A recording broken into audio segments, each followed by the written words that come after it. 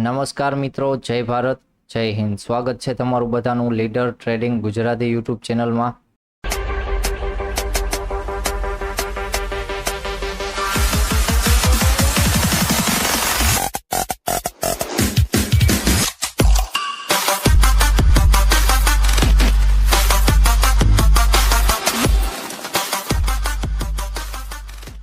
તો ચલો મિત્રો, આજે હતી 30 જુલાઈ અને મંગળવાર. આજના દિવસે ફિન નિફ્ટીનો એક્સપાયરી દિવસ હતો અને લાસ્ટમાં ક્યાંક સારી એવી મુવમેન્ટ જોવા મળી છે, તો સારું કહેવાય.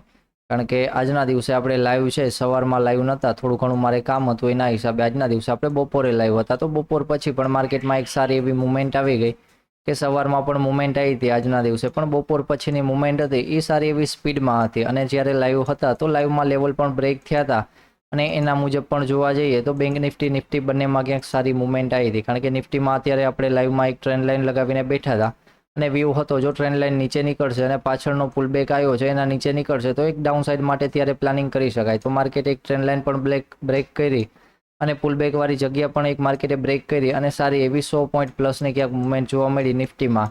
અને બેંક નિફ્ટીમાં પણ ટ્રેન્ડ લાઇન હતી, આછી હતી, એ પણ બ્રેક થઈ અને ખાસ કરીને એક સપોર્ટ ઝોન 760નો તો માર્કેટે એ બ્રેક કર્યો. તો એના નીચે એક જ કેન્ડલમાં માર્કેટે 150 પોઈન્ટની મુવમેન્ટ આપી દીધી, તો સારું કહેવાય. આજના દિવસે બેંક નિફ્ટીમાં બંનેમાં ક્યાંક સારી એવી મુવમેન્ટ આવી છે. તો ચલો વધારે ચર્ચા નથી કરવી, ચર્ચા કરી લઈએ કાલ માટે. કારણ કે કાલે શું છે, કાલે છે બેંક નિફ્ટીનો એક્સપાયરી દિવસ. તો કાલના દિવસે પણ બેંક નિફ્ટીમાં સારી એવી મુવમેન્ટ આવી શકે છે, પણ એક મોટી ટાઈમ ફ્રેમમાં જોઈએ 1 અવરમાં તો ખ્યાલ આવે કે આજના દિવસના હાયર પોઈન્ટની આપણે લાઈવમાં ચર્ચા કરી હતી કે કેમ ઉપયોગી છે. તો 1 અવરની ટાઈમ ફ્રેમમાં જોશો એટલે ખ્યાલ આવી જશે કે આજના દિવસનો હાયર પોઈન્ટ છે એ ક્યાંક સારો એવો એક રેઝિસ્ટન્સ ઝોન છે, જે માર્કેટમાં વારંવાર એ જગ્યા પાસેથી ક્યાંક 2 થી 3 વાર માર્કેટમાં સેલિંગ આવ્યું છે અને હવે ક્યાંક નાનકડી એ રેન્જ પણ બની ગઈ છે.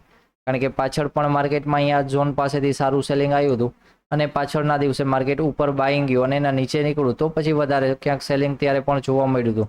અને આજના દિવસની છે કેન્ડલ, એનું પણ સેલિંગ એ જ ઝોન પાસે હતું. તો 51,965નું લેવલ છે એટલે કે 52,000નું નજીક જ છે. તો એને રાઉન્ડ નંબર 52,000 માની શકાય છે કે 52,000 ઉપર નીકળશે તો ફરીવાર સારી એવી મુવમેન્ટ આવી શકે છે. તો કાલના દિવસે સારો એવો સપોર્ટ ઝોન તરીકે 200નો ઝોન રહેવાનો છે અને સારો એવો રેઝિસ્ટન્સ ઝોન તરીકે 52,000નો ઝોન આપણને સારો એવો ઉપયોગી થવાનો છે કાલના દિવસ માટે. ને એક ઉપરથી નાનકડી ટ્રેન્ડ લાઇન પણ આવે છે, તો નાનકડી ટ્રેન્ડ લાઇન પણ રાખી શકો છો, જે ઇન્ટ્રાડેમાં સારી એવી કામ આવી જશે. પણ કાલના દિવસે એક્સપાયરી છે તો વધારે લેવલ છે થોડાક આપણે દૂર રાખેલા છે. કારણ કે મોસ્ટ ઓફ આપણે 500ના ઝોન પાસે લેવલ રાખતા હોય છે. અત્યારે માર્કેટનું ક્લોઝિંગ છે એ 499 એટલે કે 500ના ઝોન પાસે જ આવ્યું છે. તો કાલના દિવસે છે બંને બાજુ થોડા ઘણા પોઈન્ટ મૂકી દીધા છે. ઉપરની સાઈડ 130 પોઈન્ટ મૂક્યા છે અને નીચેની સાઈડ 100 પોઈન્ટ મૂક્યા છે. તો માર્કેટમાં જોવા જઈએ તો 200 પોઈન્ટ માર્કેટ બહાર નીકળે ત્યારે આપણે સારી એવી મુવમેન્ટ માટે જોઈ શકાય. કાલે એક્સપાયરીના દિવસે ફરીવાર માર્કેટ સાઇડવેઝ ઓપન થઈ જાય છે 500ના ઝોન પાસે અને જે સાઈડ બ્રેકઆઉટ આપે છે તો એ સાઈડની ક્યાંક મુવમેન્ટ જોવા મળી શકે છે. પણ ખાસ કરીને અપસાઇડ નીકળતું હોય તો અપસાઇડ માટે થોડુંક છે એસએલ નાનકડોક થોડોક બનાવી શકે. કારણ કે એ અપસાઇડ વાળું ઝોન જ્યાં બાઇંગ થશે એ ઝોન એક પાછળનું સપોર્ટ હતું અને માર્કેટે સપોર્ટ ઝોન બ્રેક કરીને રેઝિસ્ટન્સ ઝોન બનાવ્યું છે.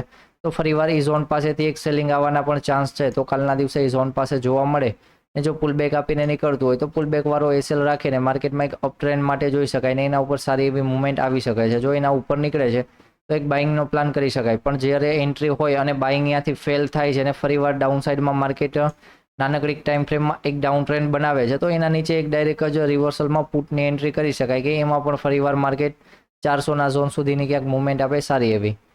ફરીવાર માર્કેટ ઓપન થાય છે ક્યાંય ગેપ અપ અને કાલના દિવસે માર્કેટ પહેલી જ કેન્ડલમાં અહીંયા હોલ્ડ કરતું હોય અથવા તો પહેલી કેન્ડલ ઉપર વયું જાય છે અને માર્કેટ 630 ઉપર ને ઉપર હોલ્ડ કરતું હોય, ક્યાંય એકેય કેન્ડલ નીચે 630 અને લાસ્ટમાં 600ના ઝોન નીચે ક્યાંય કેન્ડલ નથી નીકળતી તો પછી 600ના ઝોન નીચે એક એસએલ રાખીને કોલ સાઇડની મુવમેન્ટમાં જઈ શકાય કે એનો ફરીવાર ટાર્ગેટ હોઈ શકે 800ના ઝોન પાસે અને એના ઉપર માર્કેટમાં 52,000ના ટાર્ગેટ માટે સારી એવી મુવમેન્ટ એક આવી શકે છે.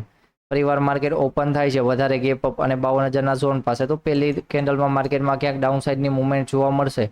ફરીવાર એ કેન્ડલનો પુલબેક આવીને નીકળી જાય છે તો ત્યારે જ આપણે બીજી અપસાઇડની મોટી મુવમેન્ટ માટે ત્યારે જશું. કારણ કે પહેલી કેન્ડલ જો રેડ જોવા મળી અને એને ઉપર નીકળશે તો અપસાઇડ માટે ત્યારે.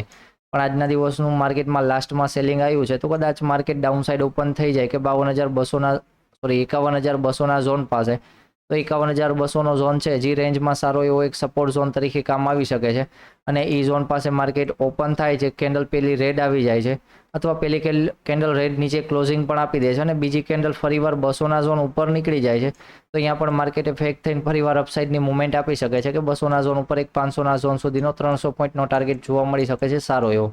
પણ માર્કેટ વધારે ગેપ ડાઉન ઓપન થઈ જાય છે અને 200ના ઝોન નીચે ટ્રેડ કરતું હોય તો પછી એક ડાઉનસાઇડની મૂવમેન્ટ માટે જોઈ શકાય કે 200 પોઈન્ટની મૂવમેન્ટ છે અહીંયા પણ ક્યાંક જોવા મળે સારી એવી. અને કાલના દિવસે લાસ્ટમાં હીરો ઝીરોના સમયે જો માર્કેટ અહીંયા વારંવાર ફેક થઈને મૂવમેન્ટ આપતું હોય છે અને જોવા મળે છે ફરીવાર 500ના ઝોન પાસે, તો 500ના ઝોન પાસેથી હીરો ઝીરો માટે જે સાઈડ માર્કેટ બ્રેકઆઉટ આપે છે તો ત્યારે પણ લેવલ હશે થોડા ઘણા આખા પાછા હશે તો એ જોઈ લેજો. તો એનું બ્રેકઆઉટ આવતું હશે તો હીરો ઝીરોની મૂવમેન્ટ એ સાઈડની સારી એવી ક્યાંક આવી શકે છે. તો કાલના દિવસે મેઇન ઇમ્પોર્ટન્ટ ઝોન છે એ 500નો ઝોન રહેવાનું છે કારણ કે આગળની એક્સપાયરીમાં પણ સારો એવો ઓપ્શન ચેઇનનો ડેટા છે એ 500ના ઝોન પાસે છે તો એમાં પણ સારી એવી એક મૂવમેન્ટ આવી શકે છે.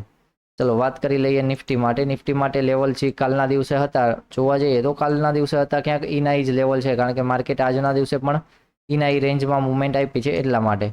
તો ચલો એનું પણ એક ઝોન છે નાની ટાઈમ ફ્રેમમાં વારંવાર બાઇંગ ઝોન અને સેલિંગ ઝોન તરીકે કામ આવી છે જે છે 888નું લેવલ. ક્યાંક માર્કેટ વારંવાર એનો રેઝિસ્ટન્સ ઝોન લેતું હતું ફરીવાર બ્રેક કરી તો અપસાઇડની મૂવમેન્ટ આવી અને એકવાર સપોર્ટ ઝોન પણ લીધો તો ફરીવાર માર્કેટ એના ઉપર નીકળે તો અપસાઇડ માટે પાછી એક મૂવમેન્ટ જોઈ શકાય કે 970 સુધીનો ટાર્ગેટ અને એના ઉપર ક્યાંક 25,000ના ઝોન સુધીની મૂવમેન્ટ ક્યાંક જોવા મળે સારી એવી.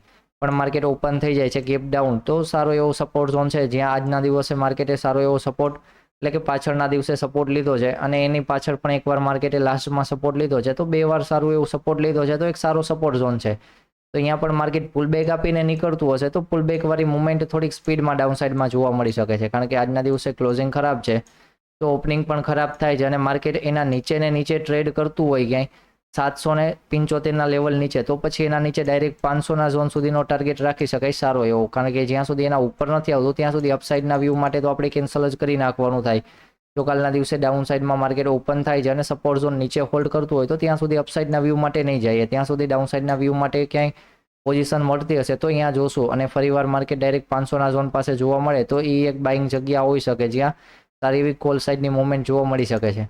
ફરીવાર માર્કેટ સાઇડવેઝ જ ઓપન થાય છે અને ઓપન થતાની સાથે માર્કેટ ડાયરેક્ટ આવી જાય છે 775ના ઝોન પાસે અને અહીંયા પણ માર્કેટ એક પુલબેક આપીને જશે તો ડાઉન સાઈડ માટે ફરીવાર માર્કેટે અહીંયા પુલબેક નથી આપતું અને અહીંયા જગ્યાએ હોલ્ડ કરીને ફરીવાર 800ના ઝોન ઉપર નીકળે તો કાલના દિવસે શું છે માર્કેટ એકવાર સાઇડવેઝ ઓપન થઈને 770 વાળા ઝોન નીચે જાય અને ફરીવાર માર્કેટ 800ના ઝોન ઉપર નીકળે ને તો અહીંયા નાનકડી ટાઈમ ફ્રેમનો તમને અપ ટ્રેન્ડ જોવા મળી જશે તો એના ઉપર ફરીવાર એક કોલની મૂવમેન્ટ બાય કરી શકાય કે કોલ બાય કરી શકાય. ફરીવાર એની મૂવમેન્ટ છે એમાં ક્યાંક જોવા મળે કે 888નો પહેલો ટાર્ગેટ અને એના ઉપર માર્કેટમાં 975ના બીજા ટાર્ગેટ માટે જોઈ શકાય સારું એવું. તો ચલો નિફ્ટી માટે વધારે ચર્ચા છે એ આપણે કાલના વિડીયોમાં કરશું કારણ કે પરમ દિવસે નિફ્ટીનો એક્સપાયરી દિવસ છે ને જો કાલના દિવસે પણ લેવલ બ્રેક નથી થતા તો પરમ દિવસે આપણે 25,000ના ઝોનનું માર્કેટમાં સારું એવું વેઇટિંગ હશે કે એને બ્રેક કરે અથવા અહીંયાથી ફરીવાર એક પુટની મૂવમેન્ટ જોવા મળે કારણ કે કાલના દિવસે પણ જો 25,000ના ઝોન પાસે માર્કેટ હોય અને પુટની મૂવમેન્ટ આવે છે તો પરમ દિવસે માર્કેટ 25,000ના ઝોન પાસે હોય તો એને બ્રેક કરવાની સંભાવના છે એ ક્યાંક 70% પ્લસની થઈ જશે.